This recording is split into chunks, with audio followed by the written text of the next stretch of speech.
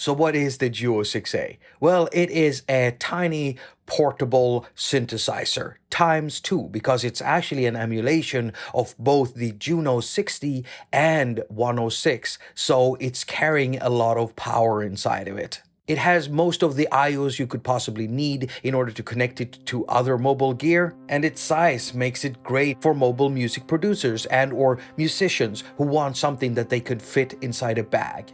It's easy to power because you can do it with batteries and or a USB power pack, the build quality is great, and the synthesizer sounds really good, times two. And thanks to it having all of its features right there on the main panel makes it so quick to work with and so easy to learn to get started with.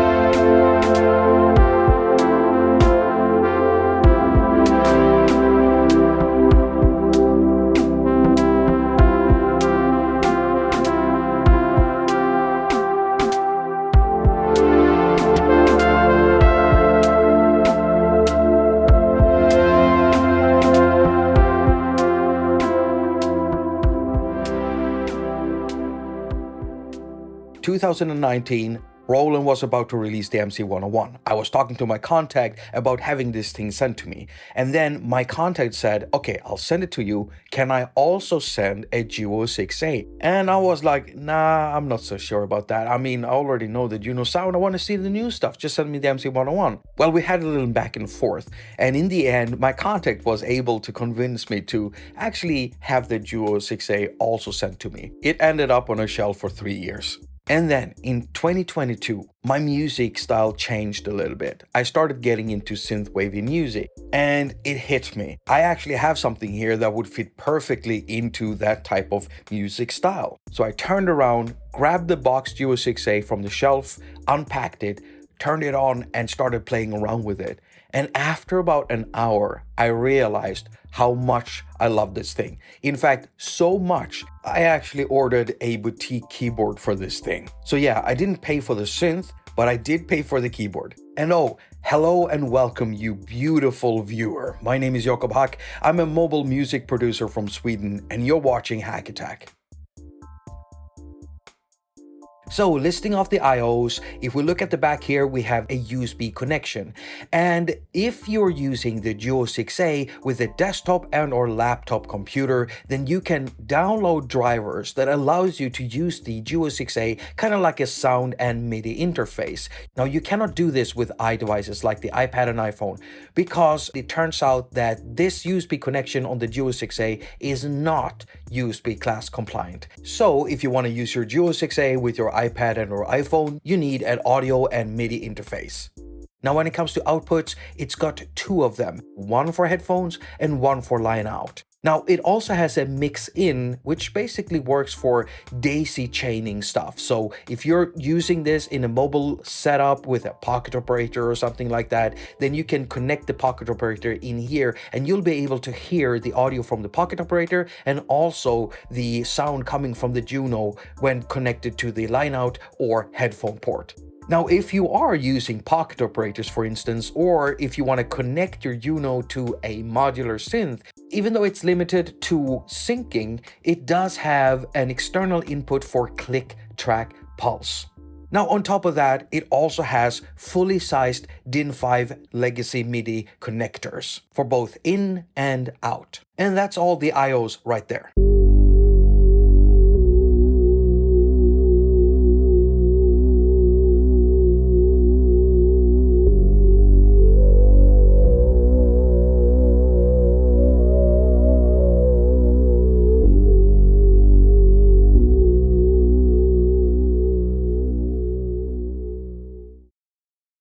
Now, I already like the Roland JU-06a sound, but what made me fall in love with the JU-06a is this switch right here and the manual button. You see, this switch lets you switch between the engines just like this, and it happens instantly. I absolutely love it. And when you switch over to one engine, you have one set list of presets for that engine only.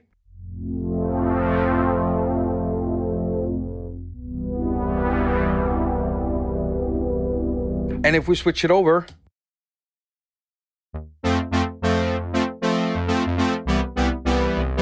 Super nice, right? But check this out. When we press the manual button here in this engine, and then we go over to this engine and press the manual button here, so we can see that it's lit there, and it's also lit in this engine. What happens now is that the synthesizer will actually read all of the positions of these faders and the button presses. So whatever you've tweaked in here, that's what it's going to read. And since we've activated the manual mode in both engine 60 and 106, we can now A/B the same patch in both synths. I absolutely love this.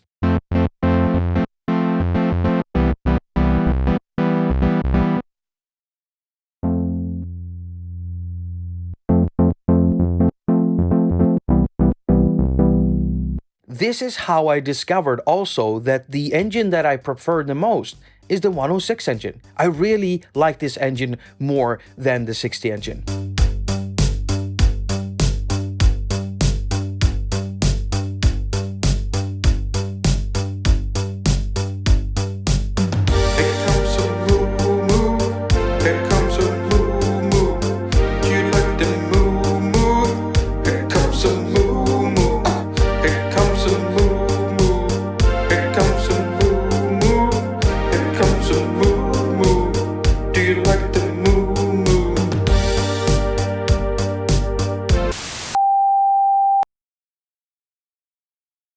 All right, so we're gonna break down this section, and I don't wanna do it twice, so I'm only gonna be using the 106 mode because it is the mode that I like the best. So here we have the digitally controlled oscillator. It's got 3 different types of waveforms, and right now we've got sawtooth waveform selected.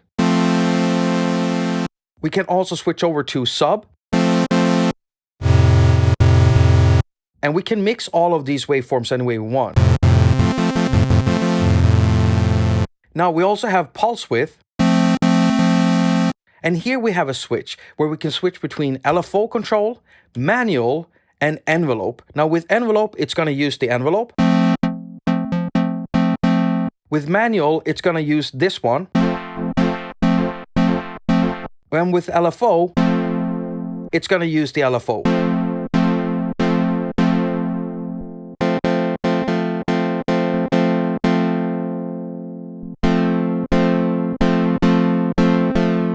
Now we also have noise on top of this. And we have LFO control over here, which allows us to use the LFO to modulate the pitch of the oscillators.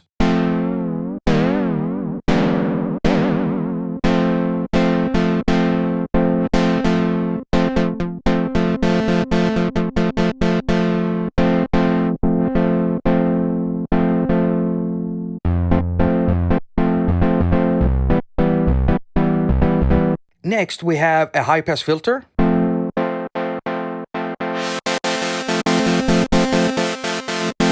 And after that, we have the low-pass filter. And this thing can self-oscillate.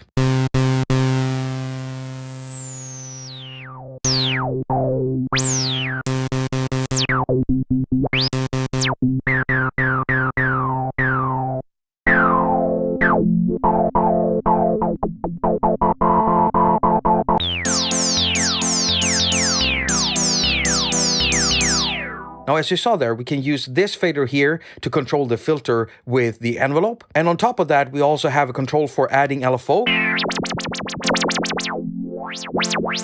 and a keyboard control. Now, the sweet thing here is that the envelope shape can actually be inverted.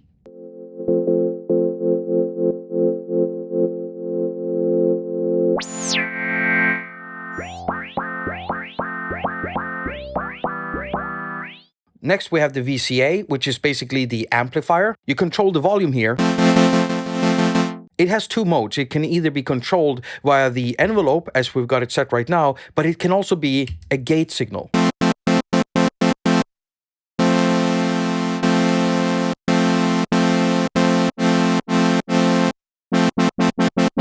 And lastly, we have the envelope with attack, decay, sustain, and release. Now, at the beginning here, we have the LFO.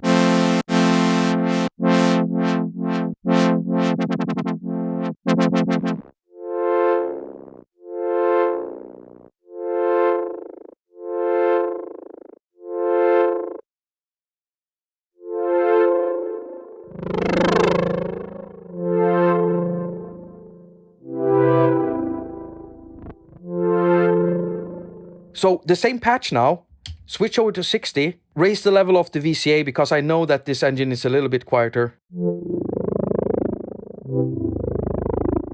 It is super sweet. I just love this. However, here we actually get to a point where there are actually more features under the hood, but they're hidden behind a sub-menu of button presses. For instance, the LFO here actually has 7 different types of waveforms. And here you're gonna need the manual when you get this synth first, because a lot of these features are dependent on certain things, like the sequencer being in a certain mode, and then you have to press this button together with this one. For instance, if we wanted to switch out the LFO waveform, we have to make sure that the sequencer edit button is dark, like it is right now. And now we can hold down the manual button like this, and then following a list inside the manual for the JU-06a, to switch out the LFO waveform, we need to press button 5. And it's not talking about these numbers up here, it's talking about these numbers here in white. So 5. Now we can see that it says LFO when I press there, LFO. And now we just need to tweak this knob until we get the waveform we want. We got triangle, we got square, we got sawtooth wave 2, sine wave, random 1, and random 2.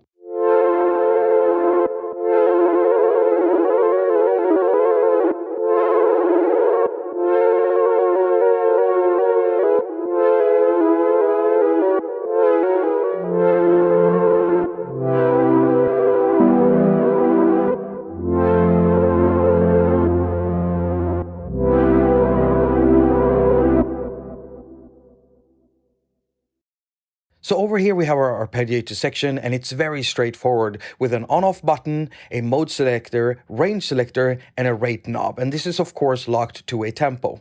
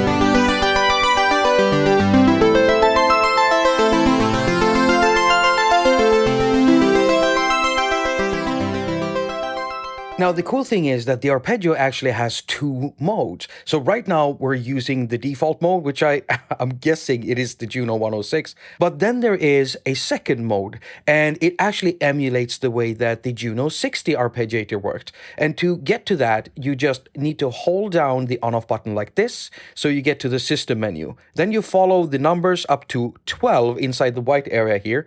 You press that, you go into ARP, and then you just switch it over to 2.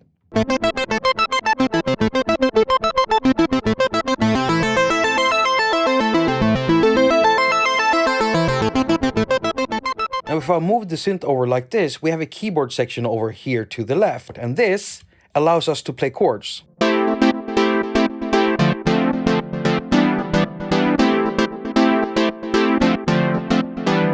And what's so cool is that the arpeggiator and the chord mode can be combined.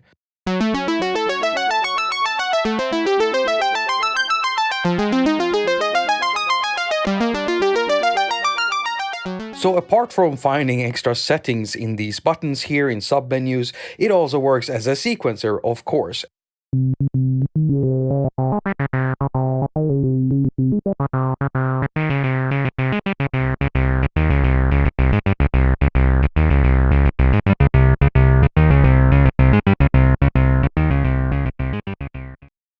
Now when it comes to effects, the JU-06a leaves a lot to be desired if you're one of those people who likes to have a lot of effects inside your synth. But that's okay, you can always add external effects. I've been having a lot of fun by using some amplitude pedals here from IK Multimedia. I'll be doing a video on those real soon because, man, those are fun to work with. Well, either way, inside the JU-06a, you have that classical JUNO chorus, and you have a delay unit.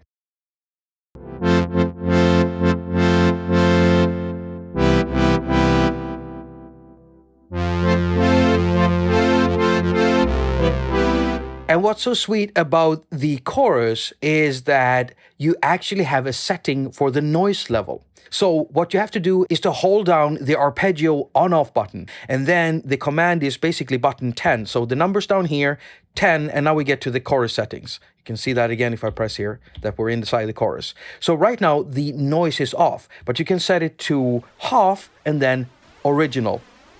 And there it is.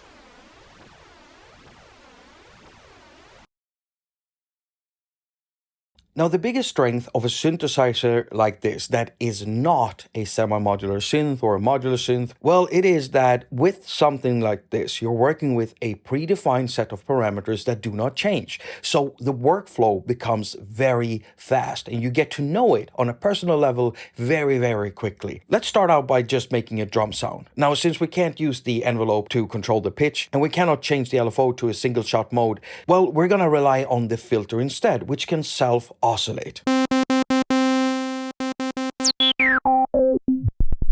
But first we're gonna bring down the pitch.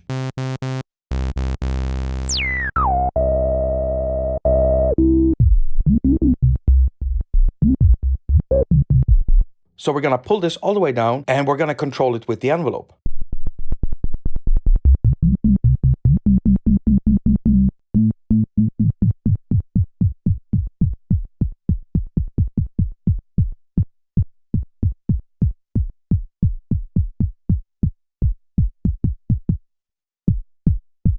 We control the body here with the decay. We can control the pitch with the envelope amount control. And then we can change out the waveforms to get a different character out of it.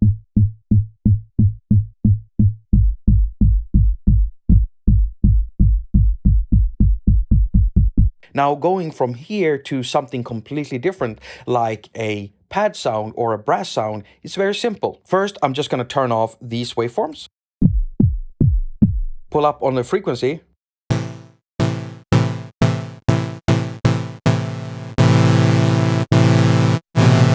Add a little attack and release. Go up in octave. Let's get a little filter action by pulling down on the filter. And let's make the pitch sway with the LFO.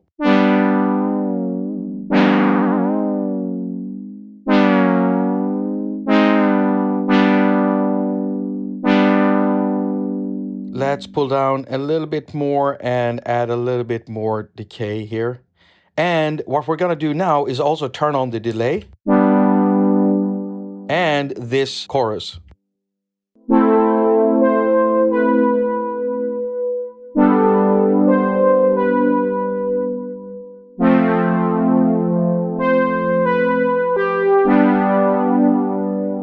Now let's say we wanted to make something else, something more bell-like. Well, we're gonna open up the filter and pull down on the attack, and then we're gonna go here and switch out the waveform to a pulse waveform.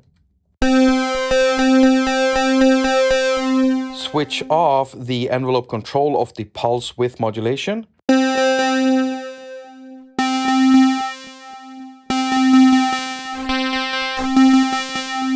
Turn off the chorus and delay for now.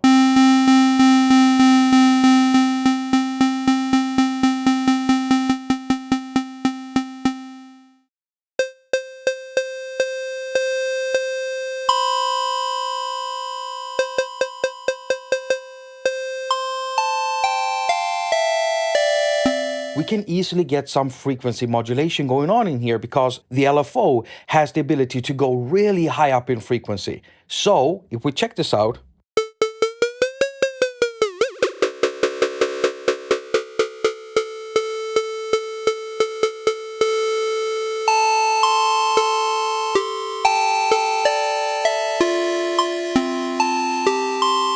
Okay, so we made that sound and we want to make a bass sound. We're going to switch it out to a sawtooth waveform and add a sub to this.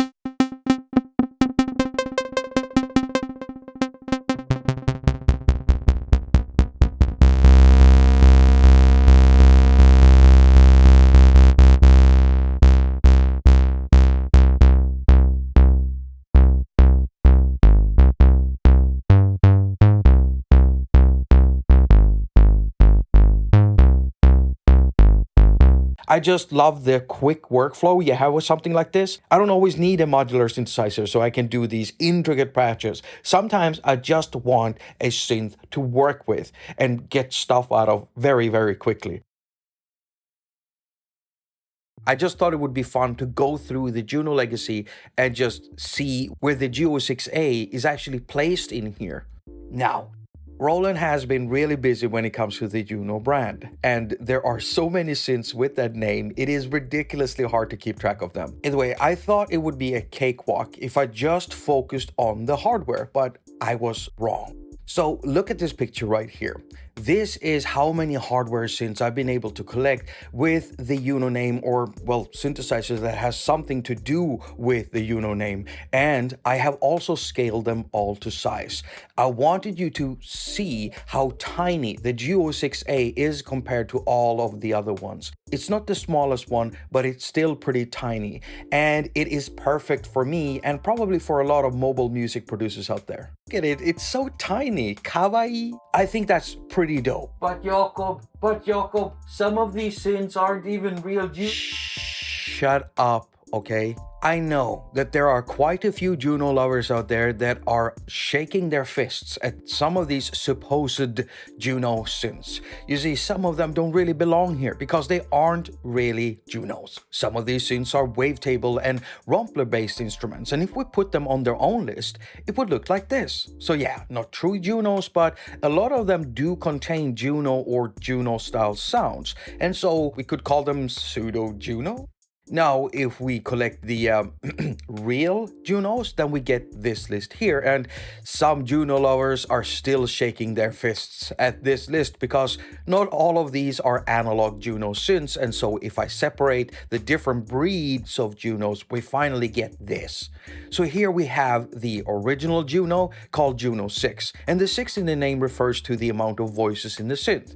6 voices is something that Roland consistently did with the true JUNO series, all the way up to the JU-06 and the JU-06a, where they only have 4 voices, despite being branded with a 6 in their name. And to some JUNO lovers, that is heresy. Honey, do you think me poking fun at true JUNO lovers is gonna backfire on me? I hope not. So yes, the Alpha series JUNOs, including the MKS50, also had 6 voices too, even though they lacked the 6 branding. Jakob, if you're gonna talk about budget synths, what about the HS series? Oh, please, this has to stop somewhere. You know, I can't. The more I dig, the more I find. 7 hours later. There's the HS10 and the HS80, and they're basically budget versions of the Alpha 1 and Alpha 2, which are budget versions of the JUNO. There's also the HS60 or Synth Plus 60, which is a consumer level 106, and just like the 106S, it has speakers and a note stand holder on the back. Before starting to do research for this project, I thought I knew something about the JUNO, but I was wrong. I was completely wrong. I had no idea so many different JUNO synthesizers were actually floating about out there. Now, these ones are actually analog synthesizers, but yeah, they all have digital parts in them. One of those things are the DCOs. These are analog oscillators that are being controlled digitally to, well, stay in tune. Analog synthesizers were, well, they're notoriously hard to keep in tune unless you design them well enough to do that. Anyone who's ever used analog synthesizers learns the hard way not to open the window in the middle of winter to get some fresh air before their recording session is over. Why? Because it will potentially throw the tuning completely out of whack. Analog circuits are kind of alive. They have a heart, a circulatory system, and can be affected by atmospheric conditions. Some old school synthesizers, when you wanted to record them, you had to turn them on an hour or 2 hours before recording sessions just to get them to heat up properly so you could then tune it. Well, the synth industry worked hard at trying to find solutions to this, and one of those things were digitally controlled oscillators, or DCO for short. And that's all I'm gonna say about it. Now, like I mentioned earlier, there are more digital parts in these synths, like the preset storage, to name another. Now, the first JUNO, the JUNO-06, did not actually have preset saving as an option. Roland actually added that in the 60 model, and preset storage has been a standard in all following JUNOs after that. Now, Roland kept doing a lot of changes, additions, and upgrades to the following JUNO synths after the first one, like adding syncing capabilities through Roland's own technology called DCB. It stands for Digital Control Bus, and it's kind of like MIDI. Now, MIDI didn't come until the JUNO 106. Okay, hold on now. I don't want to turn this section into a and then this feature, and then this feature. No ending! No ending! I really just want to start touching upon the digital stuff, because that's still the realm in where the synth we're going to have a look at in this video lies. But before we do that, let's just zoom in here on these rack units. One of them is an Alpha JUNO in a rack, the MKS50, but the other one, the MKS7, also known as the Super Quartet, is very interesting because it's basically like having 3 JUNOs and a TR-707 all in one. It's an 8-voice machine, and so there's 1 voice for the drums, and then there are a 2-voice melody section, a 4-voice chord section, and a monophonic bass section. All in all, 3 JUNOs and a TR-707 in one rack unit. It is super interesting, and I did not know that this existed. Alright, so we finally hit this line, and here we get into the digital realm. You see, these two synthesizers are using Roland's ACB technology. It stands for Analog Circuit Behavior. And to simplify it, imagine a dedicated mini computer that is running a synthesizer plugin. Everything in the computer has been told to do just that, and the way that Roland implemented this is pretty insane, because this ACB technology is emulating hardware synthesizers at the circuit level. These machines are emulating how electrical components behave in a circuit, which is truly astounding. The JU-06 is an emulation of the JUNO 106. And the JU-06a, which is the synth we're gonna look at in this video, well, it's emulating both the JUNO 106 and its predecessor, the JUNO 60. And in 2022, Roland added another synth to this lineup, which is the J6. And the J6 is an ACB emulation of the JUNO 60. And this is actually the smallest JUNO synthesizer. Now we could stop here, but there's just one more to have a look at, and it is the JUNO X. And it is more than a JUNO. Actually, it's kind of like a Jupiter synth, but with JUNO in there, or a Jupiter transformed into JUNO. The thing is, Roland are definitely making sure to highlight how much of a JUNO it can be, because in there you will be able to find emulations of the JUNO 60 and JUNO 106, and then much more. This thing is basically powered by Xenology or Roland ABM technology. ABM basically stands for Analog Behavior Modeling, and you know, I've tried to figure out what the difference is, but the way I gather is basically ACB technology is really heavy on processors, which is why they kind of built the whole system around, you know, having a dedicated processor just running the ACB plugins. However, the ABM tech requires less resources to run, so you can run these on desktop and laptop computers without having to go to the highest ends of computers. You don't have to have the most expensive hardware to run Xenology plugins. To round this up, I want to say it wasn't easy finding good pictures to use for this, because many of these synthesizers are old and not that well documented when it comes to photos, but it's what I had to work with. Now, it was fun tracking down each and every one of the JUNO related products that Roland has put out over the years. However, there was this one thing that made me really curious. Look at this. Between 87 and 2004, there were no new JUNO products. At least that's what it looks like. And that's such a huge gap. I had to check with my contact, David, over at Roland to see if this was correct. And he confirmed it. There were no new JUNO products coming out during those years. You know what? I think it's time to get dirty. Yeah.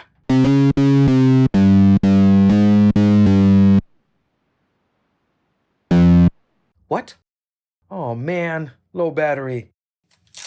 No, stop! What are you doing? What are you doing? What are you doing? What are you doing?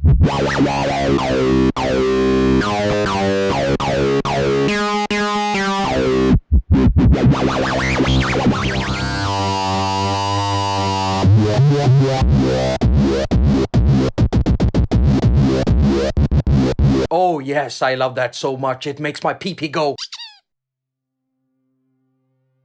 So let's talk some pros and cons, and we're gonna start with the pros. Number one, the ACB engine, well, it sounds pretty amazing. And having access to two whole synthesizers at the flick of a switch, being to A-B patches between them is, wow, I just love that stuff. Number two, portability. It is very portable. I mean, sure, it is slightly bigger and thicker than a lot of other gear that I have, but it's still a portable size to me. And of course, it can be made even more portable if you do not opt in for a boutique keyboard the way I did. You see, the sequencer buttons can be used as a keyboard. It's not ideal and I didn't like it one bit, which is why I purchased a keyboard for it.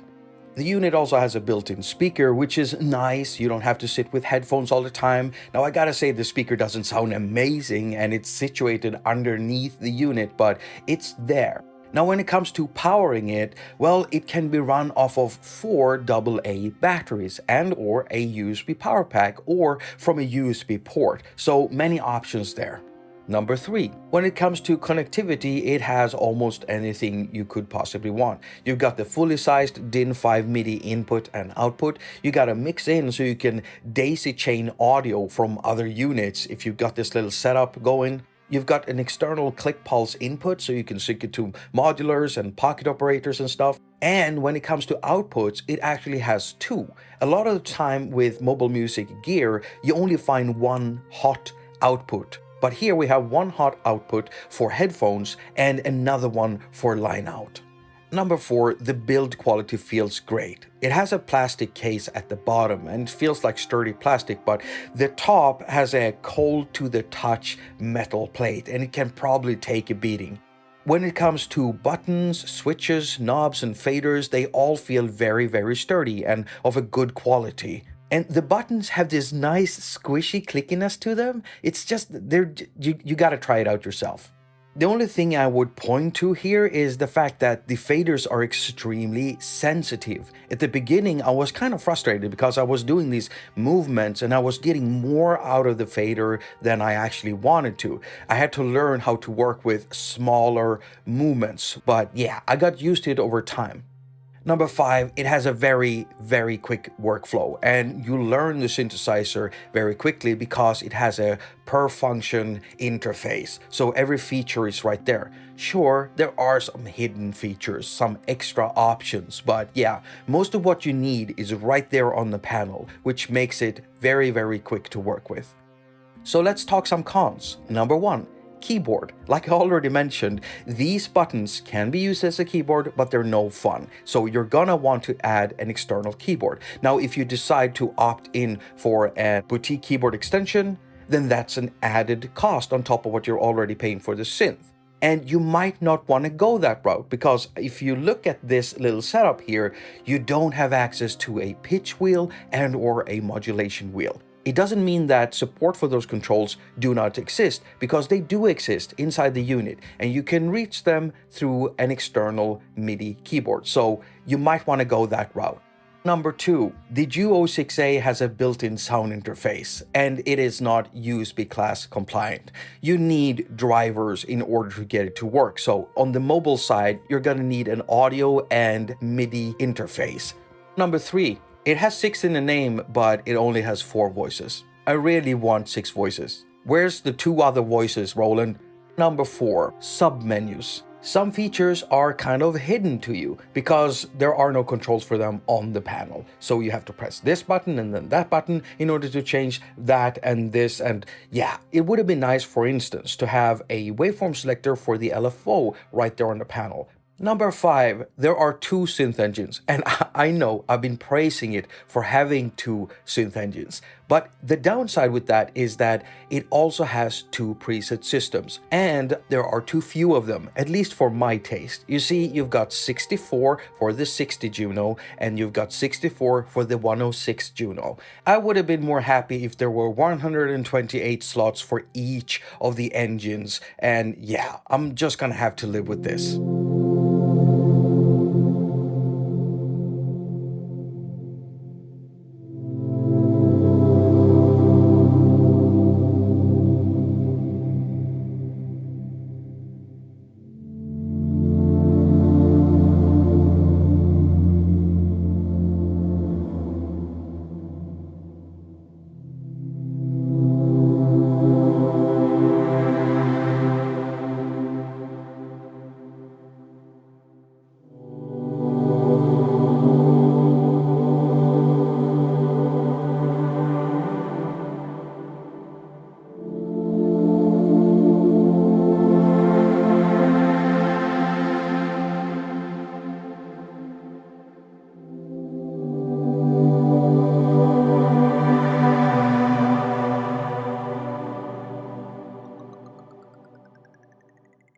Now, for those of you in the audience who already owns a JU-06 and you're wondering, should I upgrade to the JU-06a? My final answer would be, I'm not sure. I mean, you get a lot more with the JU-06a, but then again, there are some big changes, like not having access to modulation and pitch wheel, or touch strips in the case of the JU-06. And so, yeah, I don't really know what to tell you. And since I don't have a JU-06, I can't really compare them, so I have no final answer for you. But as you can see here, I put this list together, and it was easy to do because I found a thread over at the Roland forums where I could just pick out all of these upgrades that Roland has done with the JU-06a. So thank you guys for discussing that, Roland forums. And so yeah, that's all I'm gonna say about it. I love the JU-06a. I love it. I just fell in love with it. I fell in love with it so hard I had to buy a keyboard for it to make it a complete little mini synth. And it goes easily into one of my bags, even though it's thicker than most of the units that I have. It's truly mobile. And yeah, it would have been perfect if the USB connection was USB class compliant, but since it isn't, you have to bring a sound interface and a MIDI interface. But what I suggest you do is to focus on a small, portable, good sound interface. And then you get one of those MIDI dongles to put into the back of the JUNO, and you can connect wirelessly over Bluetooth. That would be a really nice solution. That's what I'm gonna do. On top of that, it has a really nice build quality, all the connections you could possibly want. It's so easy to get into with a quick workflow. And the synthesizer, of course, sounds great, ×2. In my opinion, you're getting a lot of value out of the money you spend on it. And the only gripe I really have with it is that I don't have access to a modulation wheel, which I have to add somehow. Now, if you want to go the software route, then you do have options. You, of course, have the Roland Cloud, which gives you access to emulations of these things. And even if you're on iOS and you're using Roland's DAW, then you can opt in for stuff in the Zen Core Cloud, and you can access some JUNO sounds like that. But then again, there's also another alternative, and it's from TAL. And I'm talking about the JUNO VX. This thing exists for desktop laptop systems and also on iOS.